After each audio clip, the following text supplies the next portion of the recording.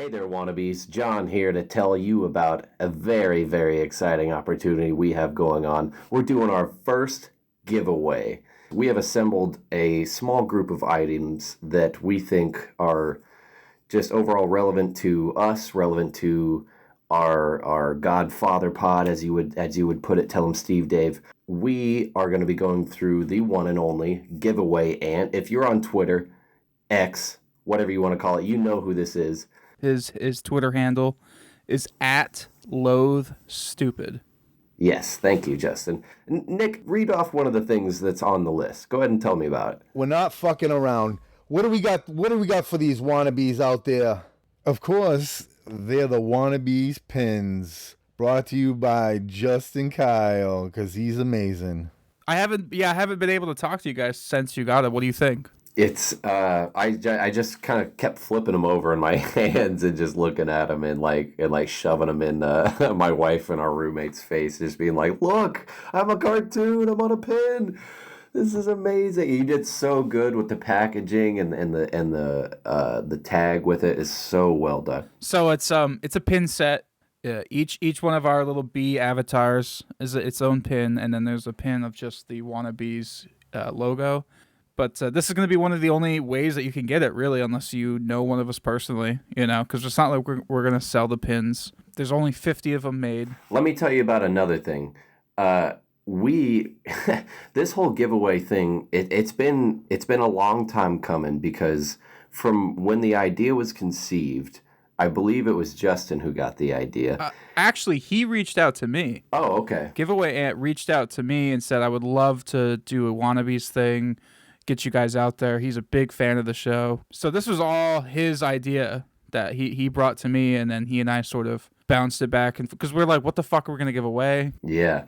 Well, that's just the thing, is when we were devising on what to give away, we figured it out really quickly. That day, you instantly went and got the thing. We got right on top of it. A wall-mounted photo signed by the three of us. You went, you had it printed, you signed it, you sent it off to Gula, he signed it, he sent it off to me, we signed it, I signed it and sent it off to the giveaway ant. It was just like boom, boom, boom. It only took like maybe 2 weeks or so, but it was just like we were barely conceiving this idea and we were already on the ball. So yeah, it was quite the effort to get it signed by all three of us. So hopefully that doesn't just end up in a fucking garbage can somewhere. Yeah, please. I hope somebody hangs it with pride. Please don't throw away this. We spent a lot of time on this. Time, postage. A lot of postage. That's $10.50 a freaking time. Every time we send it, it's $10.50. There's at least about $200 put into this fucking giveaway. Easily, yeah. Next up on the list is a signed Brian Quinn pin from a previous IJ cruise, donated by the one, the only, Nick Gula. Yeah, I've donated that personally. It was signed in front of your eyes. It came through your hands. One of the hosts of the Wannabeez. So it's like a double gift if you're a fan of both podcasts. Yeah, it's personal. Giving it out there for you guys. Justin, if a Wannabeez listener wins this giveaway, what's another thing they might get? They might get a Get 'em episode 600 poster that I had designed a few months ago. It's kind of a cartoony image of Get 'em as Godzilla crashing through Airport Plaza. And dude, as we're recording this, he just sent me pictures of other Tell 'em Steve Dave items. We got magnets. We got 2 patches. We got stickers. Patches. We got patches, baby. We got a Sunday school patch.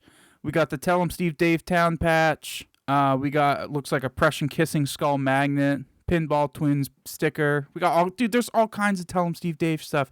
How do these people get in on the ground floor? How do you get in on those giveaways? So you gotta go to Twitter. You have to have a Twitter account. We're gonna plaster the fucking link all over the Instagram, all over our Facebook page, all over Twitter. So if you're not following us on Instagram, or you could go right to the giveaway ant, which again is at Loathe Stupid. We're running it from September 22nd to the 29th, so it's Sunday to Sunday. This episode releases on that Monday, so by the time you're hearing this, The giveaway has already been going on for an entire day. It has officially begun. 1 entry per person. Get in on it. We've gotten so much positive feedback from everybody. So this is kind of a way of giving back and trying to connect with our community and the ants and the bees and whatever the fuck. That reminds me, we didn't even mention one of the best items on this giveaway. We're talking about a signed copy of Savage Compassion by J.A. Parker. The episode that you're about to listen to with the three of us and J.A. Parker, author of Savage Compassion. This is a huge promo for his book. He was kind enough to send me and John free books signed, and he sent an extra copy just for this fucking giveaway. Go to Twitter, sign up for the giveaway, do it now. We're doing this for you. I need people to love us. The Wannabeez. So the title of the book is Savage Compassion. How can I take Savage Compassion and use it to sell cigarettes? I'm gonna arm myself with Savage Compassion, like a hand grenade. So Savage? So It's Savage Compassion? I don't know. It's Savage Compassion. You could have some savage compassion with that sex for dummies. Savage Compassion, one more time. Shout out. Was good for that. Holy fuck, dude. He's already here. You don't have to blow him. He's here. Hello and welcome to this week's episode of The Wannabeez. I'm your host, John Van Hook. Joining me, Justin Kyle. Yo! And Nick Gula. Let's go! Gentlemen, we have a very special guest here today. Compared to how I've previously spoke about this person, you might just be thinking like, of course this guy thinks he's special, but I know that since Ghoul is also on this podcast, I'm not just like some crazy guy who's inflated, someone else's ego so much for no reason. So I have another person here who also loves this guy. Introducing to you the Wannabeez audience and you, Justin Kyle, J.A. Parker. Oh, thank you. What a sweet intro, John. I have to say it's super fitting, too, because I just finished episode 2 while I was on vacation. And I appreciate Justin's timidness, but I'll make you love me soon enough. Yeah, well, okay. He's not just here for the good looks. Yeah, that's it. If you listen to episode 2, it was Justin said it was the longest blowjob he ever seen. It was a very long, audible blowjob. It was like a love fest of this guy. The fucking pressure is on. No, I was certainly humbled, and I was glad to get some laughs along the way. Did you end up bringing a free book for me? That was the whole reason why you were here. I mean, I can put the headset down now and go. Fuck. Yeah, run it right over to Maine. Where you guys at in Mass? We got you. You could just drive to Maine real quick, right? Okay, yeah, that's all right. Wouldn't be the first time. It's only 4.5 hours, 5.5 hours. It'll be worth it. See my man in person. Jeff, if we could actually hear you talk personally about that, because the audience has already heard my rendition of the book, but I barely spoke about what like the actual content. Listening back, I barely really actually talked about what goes on in the book. So if you want to give, let's just get it out of the way. If you want to give us a quick spiel about what your book's about. I like it. No, and it's going to be hard to top what you said in episode 2, John, but I'll certainly try here. So the title of the book is Savage Compassion. The idea behind the book is after the last 3 years of my first opportunity being a leader in business, I was looking for kind of the cheat code and what I wish I knew at 20 that I know now at 30. So the idea is just infusing Stoic ideals and Stoic philosophy into your customer experience, which will then in turn grow sales. I'm on the ground level of customer service right now. I'm at a fucking minimum wage gas station job. You know what I mean? How can I take Savage Compassion and use it to sell cigarettes? I like it. No, let's dive in, and hopefully you'll be able to check it out when you read the book. But ultimately, whether you're your first year in business or you're selling cigarettes, like in that example, or you're a CFO for the last 30 years and you kind of just want a new spark of inspiration, there's themes that apply to anyone. And the idea is that the book is written in such a way that it's general enough to apply to whatever you're doing. It doesn't have to necessarily be sales, however it can be, but it also could just apply to your everyday life philosophy. If you're the type of person that tends to lean towards the negative side of things, there are certainly ways to challenge your mindset and your perspective to put you on a fresh path. So really, for you, Justin, Savage Compassion might just mean, okay, how do I apply this to maybe a job that I'm not necessarily super passionate about, or I'm not amped up to wake up every day and do this. It's a little bit more like looking into the individual conversations you have every day, the relationships you may have with your team members or your regulars, so to speak, and just trying to find value in those everyday interactions, which then in turn will help get you to the next level, either at that business or to find a new opportunity. So there are ways in there to get you paid by using Savage Compassion.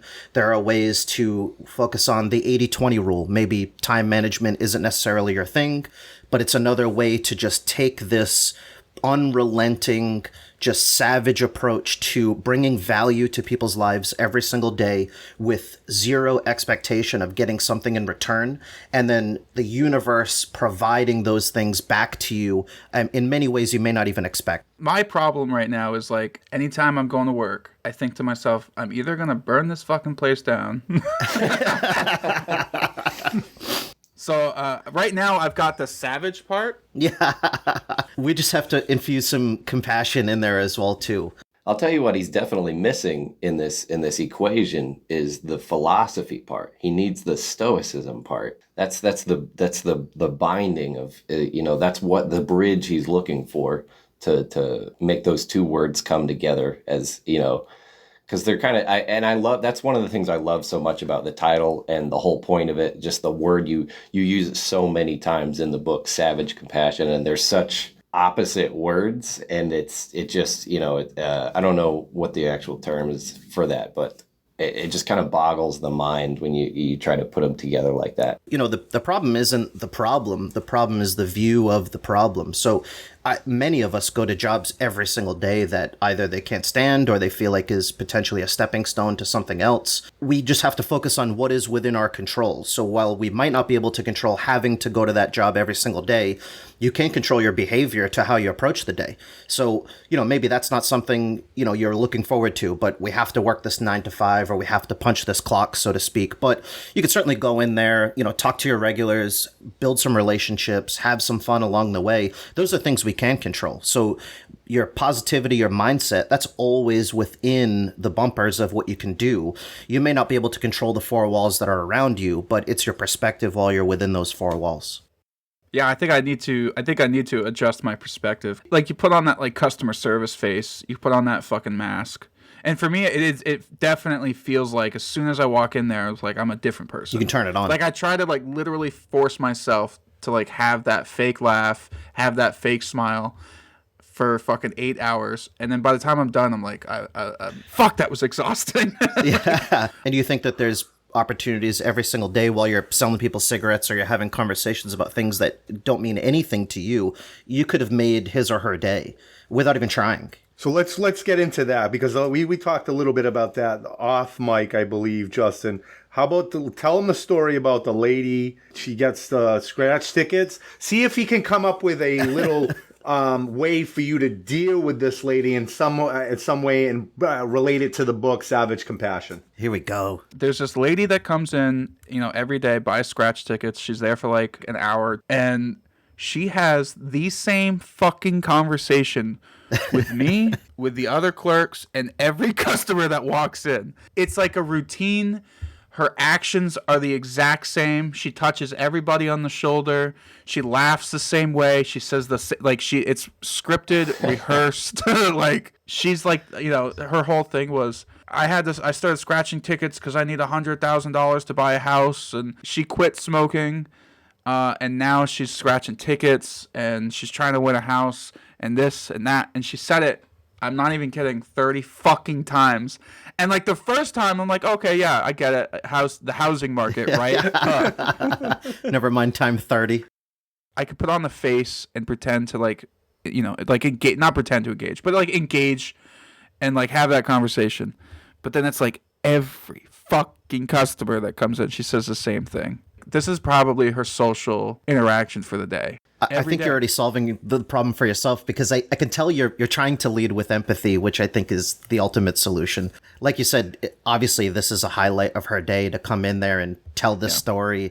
And who knows? I mean, just by listening to that story every single day, if she was the person that won the millions, I bet you she'd come back and hook you up. You know, and it certainly helps to, remind yourself you're getting paid to listen to the story every single day. You know, if you were just on the street and didn't know her from a hole in the wall, you'd probably just walk away. But, I think you just remind yourself you're getting paid to have this empathy and to be able to listen to this person tell their story. And who knows, probably make her day over and over again every single day. You should challenge yourself to expound each time on this. So since you're so sick of having the same conversation every time, beat her to the conversation when she comes in. You obviously know her, you see her coming, so you gear yourself up.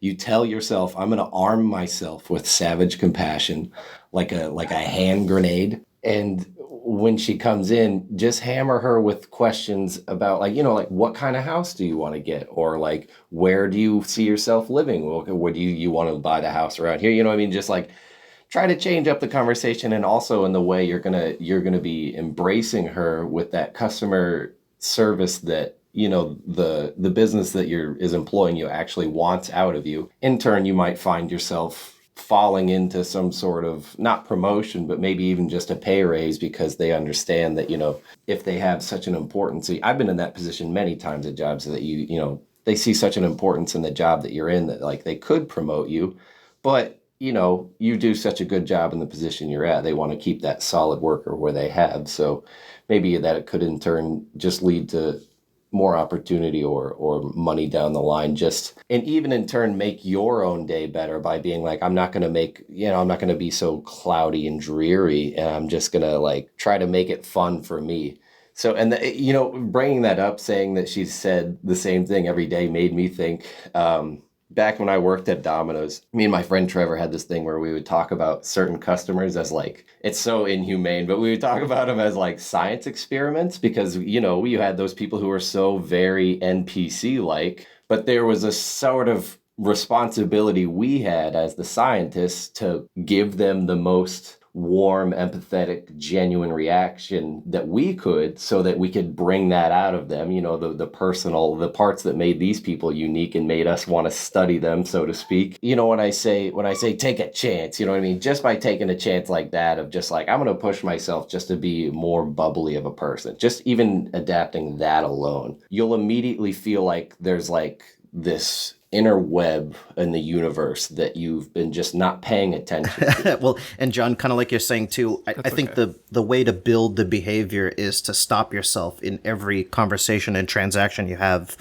It basically just saying, okay, how do I want to be perceived? What is the individual that I want to eventually become? And then you'll notice your behaviors and your commentary in every piece of dialogue in your life will start to become that mindset of savage compassion. Yeah, see, this is why I love that book so much, because I think about these dynamics, but I can't break them down quite like you can. I find myself accidentally falling into trying to practice these things just based off of wanting that sort of outcome, and then like reading about how I'm basically doing some of these things already and how I can improve on it, reading those things out of your book. That's the part that like lights up my brain. And then also, you're funny as hell. Thank you, like, brother. You're a lot like me. I think you take your opportunity to be, the center of attention when you got, like if there's someone's in there reading your book, you're going to get in your little jokes and you're going to make it all work together. And it just flows so good. It's like listening to like a very fun, lecture almost. No, that's huge. Thank you. I didn't want it to be as, not necessarily monotonous as like a Seneca, but, a lot of the Stoics, there's so much value in there, but it can be that type of lecture, like you're saying, where I really wanted to apply it to modern life, modern business, partners and relationships, but to still have a level of humor there too, to make it and keep it human. Yeah, I'm excited to read the book that I'm getting for free. I love it. And not paying for it. Smash that review on Amazon. No, I think I really do need it though, because it's not even so much the customers. Like I know I kind of just sounded crazy when I was talking about this one lady. Genuinely, I think it's more just about like what you were saying, like that the four walls that you're in. You can't really control that environment, but you can kind of control your mindset. Exactly, and just find those ways that make it more tolerable for you, and then eventually find yourself in that state of kind of enlightenment to go to work every single day. You got to make it work for you. And I think that's the key to this situation is you got to make these situations work for you. It's not always going to be this situation where you're going to enjoy it, but if you can make it kind of, something that you can tolerate and you can just you can control inside your own self, it's a better experience for you, and it's a better experience for them. Now, where did the phrase? Like, where did you get that phrase, savage compassion? So, Justin, I kind of had mulled on this, and I was working on this project silently for about 2.5 years before it became ultimately what the book is now. But it's this weird moment of, like, divine intervention where the phrase kind of just came to me as I was falling asleep one night. And then I picked up my phone and I put it in the notes section of my phone. And I was like, okay, this is kind of the vibe that I'm going for. I was really looking for a way to apply what I had learned in those last few years to put out to everyone, as I had mentioned. And I was kind of like, well, what is the secret or the formula to the success that I've had? And it's all in the book, but essentially I had taken over a location, a store that was failing. And I was kind of tasked by leadership to just politely keep the doors open. And at the time, I had no real relationships, and I didn't know this side of the business very well. But what I did know was people, and I knew that I love to get along with people, and I've always loved customer service and interactions with people. So whether I'm selling a pen or I'm selling, an electric vehicle charging station, all the themes kind of ring true throughout. So I really kind of was like, I've been leading with this sort of empathy and compassion. So it really kind of stuck with me. So that night before I went to sleep, I kind of just took the note down in my phone and let it sit there and kind of mulled over it for a couple months. And finally I had said, well, I think I want to start putting pen to paper, so to speak. So I really just used this one note section in my phone to start developing a little bit more. And really the idea was that I just had this unrelenting force behind wanting to give our customers, our partners, the best experience that they can have, because the reality is that what you sell may not be unique, but the relationship and the experience you can provide can be extremely unique, and it costs you nothing. And I don't know if you know this, Jeff. We just fucking got the EV piece. That's huge. Yeah, no. You knew? You knew? Yep, that's huge. I happened to catch that while I was on vacation, so thank you. That was one of the few emails I did read. Oh, good. Yep. Yeah, guys, that's fucking huge. I mean, it sounds great. What is the EVP? It's an EVP, Justin. You don't know what an EVP is? No, so Justin, yeah. Come on. So just guys, if you see like don't bail them out. Don't bail them out. So essentially, it's just electric vehicle charging stations. Oh, okay. I knew that. You did not fucking know that, John.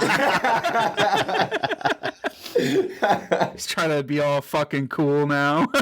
Yeah, it was EVPs. We were trying to get ghost hunters out here, and we were going to go to different places and like just record ghostly, disembodied voices. We're looking for ectoplasm. See, I'm into that. Oh, fuck yeah. That's in a future episode, or maybe the Halloween episode. We can That would be a good one. Save that for October. Save that one for October, definitely. If the three of us could go on a ghost hunt, that would be dope as fuck. The Wannabeez go ghost hunting. Dude, I am okay, so I don't really believe in ghosts. So I think I'm like the ringer when it comes to this. So I'm just like, I will go in any sketchy ass place and I'll spend any amount of time in there. So I'm like, I'm so down. Let's do it. Yeah, I'm in the same boat as John. Like, I don't believe in ghosts or anything like that. So like, I would throw myself into any situation just to have something fucking happen, because that would just blow my entire worldview out of the fucking water. So when I go in there, I can say that Justin and John doesn't believe in you, so kick them in the nuts. Yeah, scratch me, possess me, fuck me. I don't know. Do whatever. Fuck me hard guy and the bad guy. That's just good content. Can you do me like Ghostbusters #1? You know? Oh yeah, with the blowjob. Yeah, caress me with a blowjob, please. So let's go back to episode 2. You were going to do his hardwood, right, John? You were doing hardwood. Yeah. You really like that, so he's like, That's just good friend. This is your chance to tell him. He's coming to your house and doing your hardwood floors. Would you hold John's hair while he did your hardwood floors? I would have to. That's just being a gentleman. It's funny because one of the listeners is a good friend of us, JB. Yep. He came in and we was talking about it, and he was like, I didn't even understand what you guys were saying until John said hardwood, and then I was like, oh shit, he's talking about giving him a blowjob. They're talking about giving him a blowjob right now. He didn't even know it. Yeah, I was wondering how that joke would go over. I think there's still people out there that didn't get that innuendo. Yeah. They think John's out there with a Swifter mop. He's on his knees. He's got the hammer. He's got that hammer that knocks in the nails on a thing. He's putting hickory, black walnut on his floors. Perfectly polished. My jokes are too advanced. That's the problem. People just I'm making jokes for 2026. Just light years ahead. This is episode 7, so it's gonna take like they're not gonna get it until episode 7. They're gonna listen to 3, 4, 5, 6, and be like, wow, John really likes doing hardwood floors, and getting a sticky laminate in his mouth and shit. Well, JB actually was like, while listening to the pod, he tells me, I thought he was doing actual carpentry, like he was a carpenter, and then I didn't realize that he was a mover. Just a man of many hats. I mean, yeah, no, I do all. I've been a roofer, I've been a metal fabricator, and I could be a carpenter, sure. Yeah. Just film it, and it'll be legal. I don't know. That would have to be Wannabeez After Dark or like a Wannabeez OF. Ooh, could we do that? Let's do it. Let's do a Wannabeez OnlyFans, and we could just post like sexy bee photos and shit. Yeah. So let's get back to Jeff. He's here. We want more from Jeff. This is your chance, John, to give him fucking hardwood. I have a good segue for this, actually. It's a new segment that I thought up. Is Jeff gonna make fun of 9/11 and stuff like that? Is that where we're going? Listen, as long as we're not making fun of the Holocaust, I'm okay with it. Jeff doesn't even get that joke. That's why they call me Nick Gula, time comedian. Yeah. Go ahead, John. Okay, so this new segment, it's called BBBC. Ooh. Do you want to take a guess on what that acronym might be? We're going from hardwood to fucking BBBBC. 3 B's There's and a bees C. in there. Stands for Bumblebee Book Club. Oh my Whoa. I like So it. my idea for this is basically it's like a redemption because I insulted Gula by saying he doesn't read, and I also said he doesn't read his friend's book. You said that he can't read, right? No. No, I said he doesn't have time to read is what I said. Come on, John. You know it. He was too fucking stupid to fucking read a book. And he didn't care about his No, friends. I know you have been reading recently. Savage? Savage? Is that what it is? Savage? It's Savage Compassion? I don't know. It's Savage Compassion. I finished Savage Compassion a while back, and I have now picked up another book, my next book, and I'm not a fast reader, so that's it's a big decision for me. I can't really fly through books like some people can, so I really got to devote to something. It's got to be something that's going to keep my interest. Savage Compassion, one more time, shout out, was good for that. Holy fuck, dude. He's already here. You don't have to blow him. He's here. Just so much more real now. Wait, John, I'll take one for the team. From your mouth to my mouth. Here we go. Taking one for the Wannabeez. Yeah, I'll just snowball it. Since he's here, I'll have to fucking jerk him off after this pod. Smash that like and subscribe. So I figured we could do a little round table of the books that we're reading real quick. And it's also, I didn't want to say it was like meant to single out Justin because he doesn't exactly read books. Maybe it'll push him to read a book, especially the free book he's going to be receiving. Yeah, I'll flip through a couple pages of that, for sure. I'll open it. Come I'll crack the on. spine. You gotta give it a full commitment. The full read through. So anyway, you want to start, Gula? So the book I'm reading is Meditation. I got it. I think you're such an avid reader. You actually have it. I Oh have wow, it. yeah, respect I've He's got it here.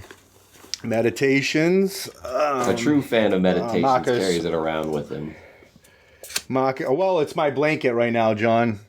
It's my safety Nice. blanket right now, and I'm actually on book 4. Yeah, this is the book that got me started on philosophy. So I'm on book 4. It's probably page 45 that I'm on. I'm really liking it, and it kind of ties into a lot of the things that my parents kind of instilled in me as a person. Like our audience already knows, it's I'm avid worker. So it kind of these things that he's bestowing on us is kind of things that I've already been doing in my life, but it's nice to put it in words because I'm not that guy that could put things into words like that. That's why I have a lot of other people, Wannabeez, that do it for me. Like Jeff. Jeff puts his words right into the book, and then it kind of helps us other schmucks do better with our world. Just trying to pay it forward. Jeff, are you reading something right now? I am right now. I'm wrapping up Atomic Habits by James Clear. For those of you that might not know what the book is, it's essentially just ways and the science behind either building brand new habits. Let's say you want to go to the gym and keep it consistent, or ways to break habits and really the techniques that are kind of tried and true. So let's say you want to stop smoking, for example. It'll help you with that too. So it's pretty interesting. And I think there's a level of time management in there too that I really appreciate. But building habits, I think, is always kind of a difficult one, but it'll really show you the formula behind if you can stick with anything for, I think it's precisely like 60, 61 days that your brain will essentially kind of cement it in like brushing your teeth. Yeah, and there could be like, if you're smoking crack or meth or something, it'll help you out trying to get rid of that habit. Or stick with it. Or stick with it. Keep going with that. We don't want quitters. We don't like quitters. Yeah. Don't quit. Nobody likes a quitter. Yeah, slow up. Before, awesome. smoking 3 rocks a day, just go down to 2 rocks. Yeah. Or like Savage Compassion, just find the balance. 80-20. 80-20. Yep. It's the sweet spot. 80% meth, 20% not meth. Cocaine. I was thinking more the 80% Right now- not meth and 20% meth, but hey, to each his own. Yeah. Right now, I just cracked open. I'm about like 2 chapters in, so not very far at all. But Hitchhiker's Guide to the Galaxy by Douglas Adams. a great book. It's the ultimate hitchhiker's guide. It's a big. I sent you guys a picture. The big, thick, leather-bound book with like silver pages. It's made to look like the actual. If you know anything about hitchhikers, it's made to actually look like the guide. Now, does it have big bold letters on it that say something? Yeah, it says "Don't panic" on the back. Have you seen the movie? Which is what I saw first. And this is my first read. Bilbo Baggins. Yeah. Martin Freeman, he's awesome in it. Alan Rickman as Marvin the robot, he's awesome. And it's just amazing how obviously there's distinct differences about the book and the movies. They didn't, follow it to a T, but there's so much about how the book opens that like watching the movie and having all that exterior knowledge, it makes the book play off exactly like the movie, and it's really fun and like colorful in my brain, and I'm just having a really good time reading that. And that was one of my favorite movies as a kid, so now that lore of that story has kind of always stuck with me for some reason. It's fun to find other people who are into Hitchhiker's Guide as well, so it's kind of like an inside joke book. I'll keep you up to date on how that's going, but Justin, I hope you can join us on the BBBC. Hey, wait a minute. You're just gonna skip me? You didn't even ask me what I'm reading or nothing, guy? Are you? Oh, okay. I'm sorry. Are you reading Are you reading a book without pictures in it? Well, it's got pictures, but I'm reading. It's not like I don't have it with me right now, but because I'm traveling. But I really am. I'm reading it, cover to cover. It's What is happening. it? I believe you, It's Justin. sex for dummies. Nice. I'm trying to figure it out. Yeah, I'm just trying to figure out what goes where. I'm trying to have like a kid at some point, so like it's like 400 pages, guys. It's complicated, man. You could have some savage compassion with that sex for dummies. And it's only 200 pages. Oh wow, even shorter. Does it have cool pictures It does, yes. I drew them myself. So that's another thing about you, Jeff. Why don't you tell them about some other stuff about you that you do? So J.A. Parker is essentially the character that I moonlight as. So during the day, for those of you that know me or may not know me, I usually just go by Jeff Parker. But J.A. Parker was essentially the moniker that I created when I was starting out drawing mini comics and cartoons or web comics, which I post on all my social media. But that kind of translated through to my author bio itself. And it was really only because there was already a Jeff Parker in comics who was drawing like Incredible Hulk at the time. Yeah. So I was like, well, fuck, there goes that. So the mystery's solved. Yeah. The mystery's solved now. I needed a good author name. I do digital art and stuff like that, and I sort of have a moniker. It's not even. It's just Justin Kyle. I dropped my last name because Kyle's my middle name. So I just dropped my last name because like nobody would ever be able to spell it, remember it. But you have the coolest last name ever. Why don't you tell everybody? It's Malarkey. Come on, that's It's so cool. dude. I would 100% be using that. Yeah. Justin, you drew the logo for Wannabeez? I did. Yep. Yeah, that came out so sick. Dude, okay, I'm so glad this conversation is happening right now because I've seen your stuff, Jeff, and I've seen all kinds of stuff from Justin. You guys do, I wouldn't say it's wildly similar, but it's in the same realm of like comic-like stuff. I think you're both awesome, and I've been wanting this, this meeting to happen a lot for that reason as well. But also, am I finally getting a something- blowjob from John? Yeah, because okay, so there's something I have it actually written down right here because I wanted to ask you because I heard you mention it, and I for some reason in the conversation that we were having, it didn't cross my brain. It just like I heard it, nothing happened. Then re-listening to the pod, getting the editing stuff and clips, I heard it and I was like, what the fuck? You went to cartoon school? Yeah. Are you like painting tunnels on the side of mountain walls and like dropping pianos? Trying to run through them. Cutting the wires on pianos and having them fall. Full-blown Looney Tunes. It was there's a Center for Cartoon Studies college in Vermont. There's like a 2-year program. I didn't do the 2-year program. I couldn't afford it, and I'd have to move here for 2 years for that. But I did do a week-long like summer class, graphic memoirs, and it was just it was like a class of like I want to say maybe 15 students and a teacher. They have a whole library called the Charles Schultz Library. Oh, it's and dope. it's just fucking comics, graphic novels, like art books, like it's a fucking massive library. Some of the other students, quote unquote students that were there, included this one woman. She was an animator for The Simpsons. This other person worked in California. She's from California, traveled. She works for like Disney Animations.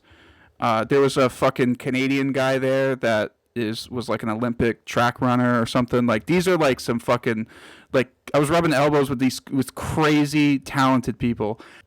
Dude, it was an incredible experience, and I would definitely do it again. It's Center for Cartoon Studies.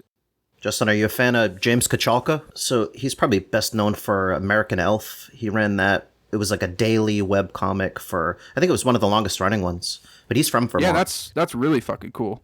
That's what I grew up on. I loved like the newspaper strips, stuff like that. Because we like growing Yes. up in Vermont, we didn't really have like a comic store. We had a bookstore, but they didn't sell graphic novels or anything. So only the only stuff that I could read would be like the Sunday Funnies or something, or the dailies. Zitz goes hard as fuck, dude. I love some Zitz. Yeah, and like Dilbert, definitely. Lady fucking. Blues. There was one. It was like Leo or Lio or something. It was just like a silent. There wasn't any dialogue, but it was just like this kid with adventures with like crazy aliens and monsters and shit. It always that was my favorite. But I always like loved Garfield and Peanuts and Yes, Beetle dude. Bailey. Yeah, like all that shit. Yes. So that's kind of what I grew up on, and that's what I wanted to sort of create. I wanted to create my own like newspaper style comic strips based on my life trimming cannabis in Maine, and that's why I went to the Center for Cartoon Studies. It was a whole week, dude. It was the hardest I've ever worked on a comic strip because I'm sitting next to somebody who's like a successful like animator, or they've produced like children's books. Like these are like people that are titans of the industry, I would say. Like they've seen shit. Doing this course, we had access to the entire campus for 24-hour access for the entire week. So I literally did not fucking leave. Like I just worked my ass off. I was the first one there, and like some of the like one of the last people to leave. I'd show up at like 5 a.m. and I wouldn't leave until 3 a.m. You put in the work, though. That's sick. The way he works on this pod, I believe that. You just got that ethic. Like I don't have that work ethic at the gas station. It's so like I hate it. I mean, you're listening to the same story every day from the same person, so I'd say you have it, just in areas you're not understanding. You apply it. Maybe I just need some savage compassion, Yeah, a change of perspective. That's all. That's all. But it was such a fun experience to just be there working, and like I was only able to create, and I'm not even kidding, all that work. I only created like 2 finished comic strips, like 4-panel strips, because at the end of the week we had to like present everything. We had like, everyone had to go up and present and talk about their stuff, and I like everybody there, everybody had like fully produced, beautiful art. And I had 2 strips of like more or less stick figures. Like, here it is. Yeah, so I'm like, I worked my balls off, but I just didn't feel like obviously I'm comparing myself to somebody who like worked at Disney. You know what I mean? So Yeah, that's it's a very, little very tough. different. But did you get a lot out of it? Yeah, and like I picked their brain like crazy. Like Yeah, all that's I smart. did was talk to them. We would go out for drinks, and I would just be like, "Oh, what's something from The Simpsons that's stuck in your brain? Like what happened?" And I would just like this one woman. She designed merchandise for Disney World. I try not to be like annoying, because also like they probably don't want to talk about work. You know what I mean? But Yeah, anybody with knowledge like that, though, I think is always willing to impart it. Like, I rarely ran into anyone who's been way further ahead in either my skill set or career path that has been like, no, I don't want to tell you. And shameless plug, that was the reason why I wanted to write the book. It was just, what I wish I had this at 20. So it's cool that you were able to engage with everyone and they're able to share, whatever they were willing to say like, well, here's how I produce a drawing faster or a comic faster. it's definitely cool to see like somebody from that level doing the same course that I'm doing and trying to like learn the same skills that you know what I mean? We're all sort of in Definitely. the same boat, but coming at it from different perspectives and shit. Yeah, it kind of becomes like the great equalizer Definitely. And they were all so fucking supportive and cool. Like for the first like 2 days, I had no idea some of these people's like resumes. It wasn't until like they started sharing it. We would go out for like pizza or something, and they were just like, "Yeah, when I was working on The Simpsons," and I'd be like, "What? there. Wild. It would just blow my mind. Yeah. Who the fuck am I sitting next to right now?" Like it was. I had instant like imposter syndrome. Like, you need to go. I was gonna say, based off what I saw from what like you showed me a bunch of strips when we were in Jersey, and it definitely seemed like you have put not just like the time into like sketching, but like the actual thought into your panels and how you want them spaced out. And it definitely, like, I had no idea you had any sort of, not that you had any like training, but obviously you've looked into it, you've done a little bit of your homework. And so it definitely showed through when you were showing it to me, having no idea that you'd gone to cartoon school or whatever, done the Acme thing. Most of that stuff was done before I went to the cartoon school, honestly. Really? Like everything that I showed you in that folder was stuff like, it was just stuff that I was doing before. But honestly, like the biggest thing that I got out of the cartoon school was just to keep doing it. Don't give up. Just do it, and you'll get better. You know. It's just how many times you got to hear it in life before you realize that maybe you should be drawing cartoons, buddy. I don't know, but I keep telling Justin, "What are you doing?" And it's kind of a running joke. What are you doing? And he says, "Oh, I'm just hanging out." And I'm like, "Fucking wrong answer, you bastard. You should be drawing, you bastard." Yeah, you need to be drawing. You need to draw. I know, I do. I know. And, like, I've been working on the Tell 'em Steve Dave project, and that's taken up a lot of my drawing time. And that's given me a lot of fucking motivation to, like, actually, do it, But hopefully you can apply a lot of that to the Wannabeez. Yeah, honestly, doing this podcast has kept that fucking creative bug going, I love this logo. This podcast has probably been the best thing that's happened to me since fucking I've had my first orgasm, to be honest. You know what I mean? Like, you're not going to be able to fucking come to completion unless you listen to an episode of Wannabeez. Ooh. How fucking crazy would it make me, though, if I just start jerking off to my own voice? Are you guys not doing that? He's like, I do it all the time. I'm so fucking funny. Oh my god. That's why I amped up the sound in my headphones. Just last night, I was doing the same thing. I'm very impressed by you, Mr. Kyle. I do most of my polishing off mic to you personally. Well, not in the group chat. I'm very into all the projects you're working on, and especially the Tell 'em Steve Dave one. It's going to be awesome if we can make it come to fruition, and I can hold that thing in my hands. Like, I'll cry, dude. I'll be so proud. It'll be such an accomplishment for you. It's weird because, like, I don't really like talking about it. You know what I mean? Like, it just makes it seem like I'm look at me, like, you know what I mean? We should be proud of the things that you make. There's nothing wrong with that. It's as long as it doesn't come from a place of ego, then there's nothing wrong with it at all. I mean, obviously, like, John's a perfect hype man for everyone, right? He is. Ego's not in his way. He just genuinely, it comes from his heart, and you can tell. So I think his mouth. Yeah, I mean, obviously, the things that you're making, Justin, are dope. Otherwise, people wouldn't be pumped to see them. After John's done pumping you up and polishing you, you gotta fucking wear sunglasses because it's so fucking shiny that literally you'll go blind if you don't have those fucking, like, squeaky clean. It's super clean. It's like fucking just polished. Is that why my grandmother always said, "Stop doing that. You're gonna make yourself blind"? Yeah, because the reflection. It's all that polish. The reflection off of John's polish job, guy, is gonna fucking just blind you. Justin, would you be willing to put some of those strips on the Instagram, the Wannabeez Instagram? I have such a thing with social media. I don't know why. So I love doing this podcast, right? But every Monday since we've released, it's been like just straight anxiety. Yeah. You got to kick it out of the nest, though. You got to put it out in the world. Don't let me pressure you, but I just want you to know that I love it, and I think other people will too. We should do a Wannabeez X J.A. Parker piece of artwork to put out on social media. Would be sweet. That would be sweet. Yes, that would be some cool. collaborations. Yeah. Parker, if you could just start throwing some bees in like the background of your like 3 bees in the background of like certain panels, that would be so cool. My Turf War comic doesn't have anyone dressed as a bee, so I might have to get 3 bees out there. Like heavy dudes dressed up. Just like tiny little. They could just be like little itty bitty bumblebees in the background, just like 3 of them, just kind of like. If you know, you know. Yep. Chilling out. Go back to that.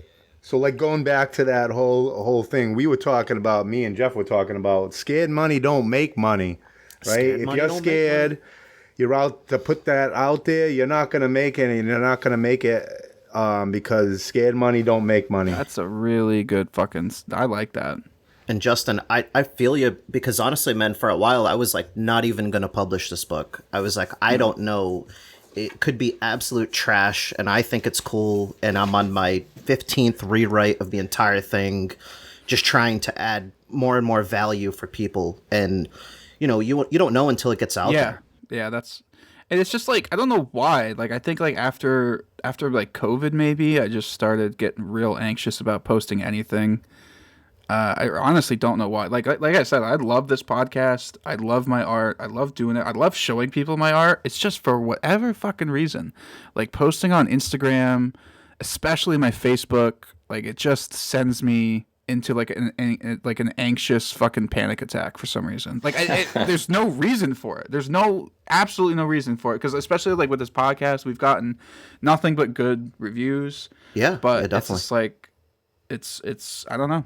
You guys crushed What are we the gonna first two do? episodes. What are we gonna do on Wannabeez OF, guy? If you're scared to put it out there, we gotta come out and we gotta put our cocks on the table, guy, or something, guy. You can wear a Well, bee as long as mask. it's not like my face, you know. You can wear Wear a bee mask. Yeah, we'll all wear bee masks. You want to see my stinger? And then We'll paint yellow and black stripes on your tummy. Yeah, that's funny. okay, would be that awesome. brings me into something else. Fun fact. To kind of run this out. We have tasked people in the past to bring a bee fact. I have the bee facts. You can take yours next. You can go next. Okay. But Jeff can go first, Jeff of has course. a bee fact for us. This would be a double dose. Ooh. So Bee I fact. had one that I thought was really cool. So I didn't know this, that bees can actually remember human faces. So the way that they process the way humans look is extremely different than if a human is looking at another human. So the reason why bees do it and they study facial recognition is to actually remember patterns of where flowers are, where food is. And actually they've done studies that bees were trained to associate pictures of human faces with a reward. So they're able to remember and then recognize the faces after long periods of time, which for their tiny brains was, something that scientists had no idea even about. So it actually just kind of re-emphasized how complex their visual processing was. So I thought that was pretty dope. That is really fucking dope. I mean, that blows the other fucking bee facts out of the water. Oh, sweet. Let's go. All right, John. Mine's actually like, it's a two for McDoofer kind of. It has two parts to it. All right, so part number one is that bees do not pee. All right, they do not urinate whatsoever, but Whoa. bees do poop. All right, bees be shitting.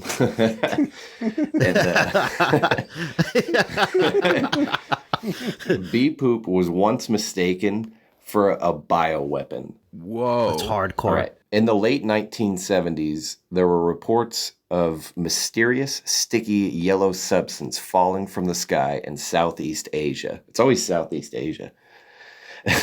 This launched a United Nations investigation known as the Yellow Rain Incident. Some claim the yellow substance was a toxic chemical or biological weapon, and this caused the United States to accuse the Soviet Union of chemical warfare. When scientists sampled the substance, they discovered it was actually honeybee feces from passing swarms. Oh my god. So bees, in fact, be shitting on everything. Bees be putting the United Nations into a full-fledged alert. Ready for World War That III. is fucking wild. That's a good one. Like, how much bee shit needs to be like coming down for them to like code red? It legit says yellow. It says the Yellow Rain Incident. So it must have been like the bees pulled through Taco Bell and then flew over Southeast Asia and just unleashed a yellow rip. diarrhea. That's Fucking Montezuma's revenge. They went to Mexico and drank the water before they went over there. Yeah. They got Montezuma's revenge and then flew over Southeast Asia. Wow. Must have been a fuck ton of bees, too. that must have been crazy. I've never even seen bee shit ever. That's a good bee fact. That's a good bee That fact. is a good one. We're getting better with the I bee saw facts, that man. one this morning, and it shook the house. I had to tell. I immediately started telling people in my vicinity. Yeah. He's outside screaming it. Yeah. Halting cars down. Incidentally, with just the dog and my nonverbal 5-year-old son. So needless to say, nobody was as blown away as I was. You didn't tell your son, like, by the way, bees be shitting. No, I said that. I said exactly that. John, that's his first word. Not dada, not mama. It's fucking bee shit. That would be awesome. I would cry. I'd be like, he spoke. Bee said bee shit. Oh my god. I post it on TikTok. I go viral. That would be awesome. That's good Not only content that, for you'd the have to pod. put it on the Wannabeez feed, okay? We'd have to get that on the Yeah. Wannabeez feed. Sure. It'd be like on NBC. It'd be like heartwarming footage of a father hearing his son speak for the first time. Bee shit. I'm like, Fucking goes viral. Everybody's crying. yeah, it's a hit. Did Tag you the just say podcast. bee shit? I would cry. That's awesome. I think Yeah, both of those, crying right the now. facial recognition and the bee shit, kind of blew all of my bee facts out of the water. That's why, Justin, next week, you need to come fucking correct. Yeah, yeah. Because the bee fact that I have is gonna blow all of them, but I'm gonna save that till the next pod. It's gonna be a head-to-head matchup between my bee fact and Justin's bee fact to see if who's got the better bee fact next week. The bee Dude, fact you're off. going so fucking down. Dude, you don't even The realize. bee I'll fucking fact go off. to a bee research facility and I'll watch bees with my own 2 eyeballs. And I'll make my own fucking conclusion. It'll be like world news. Like, by the way, bees actually do pee. I've collected samples. Right. I found the first bee piss. Right. We come out with like a fucking energy drink that's called bee piss. It's like a honey flavored fucking. It says on the bottom of the can, not for wasps. Oh For yeah. human fuck consumption. We gotta, before we end though, we gotta get Jeff's opinion on yellow jackets. Well, I will say this. I try to avoid them whenever humanly possible, but I'm pretty indifferent. I don't dislike them. You know, they're just a little hardcore for my taste. It's not good enough for this pod. It's not good enough for this fucking pod. We fucking hate. We hate them. It's the mortal enemy Yeah. of the bees, of the Wannabees, is fucking hornets. Oh, before we leave, I actually got a hornet story. So I'm at I drive up to New Hampshire. I have a house in New Hampshire, and I'm fucking driving up there. All of a sudden, I get out of the truck, and there's just fucking hornets everywhere. And I'm like, what the fuck? I'm trying to bring in my stuff. There's a fucking hornet's nest right at my front door, and I'm like, oh yeah, we're gonna take care of this right now. So I didn't have any bee spray, but I had ant spray, and it did the job. I sprayed the shit out of them and killed all the hornets. Whoa. Damn. I don't know what's more concerning, the fact that you had yellow jackets hanging out at your New Hampshire house, or that you had some sort of anti-ant fuck spray. That's fucked up, Nick. That Ready is to cra- rip. That's half of our demographic is fucking ants, dude. That's I had to kill fucking some ant. My mother's killing ants up in New Hampshire. Well, no wonder our Unfortunately, viewership sorry. is dropping. Shout out to all the ants. Ants, I love you. All the ants out there, I love you. All the bees, I love you. The spray isn't for you guys. We just don't like the yellow jackets or hornets. Jeff, you've listened to the first 2 episodes, so you have to know how we end this pod by now, right? I do, yes, but I want to hear you guys Before let we it end rip. it, though, I want to give an update to the audience. When we started this episode, I was kind of like, team fuck Jeff, Love you too, Justin. Now I'm like, all right, he's all right. You know what I mean? We did it. We did it, America. I'm team. Yeah, Jeff is okay. USA, USA, USA. USA. Let's go. I might as well have just won the gold Oh, there. before we go, plug your fucking Instagram and stuff like that so people can come follow you. Definitely. Thank you, brother. So you can check me out at J.A. Parker Art on all social media. Savage Compassion is on Amazon. Grab that shit on Prime. Thank you so much. Love y'all. Be cool. Shut the fuck up.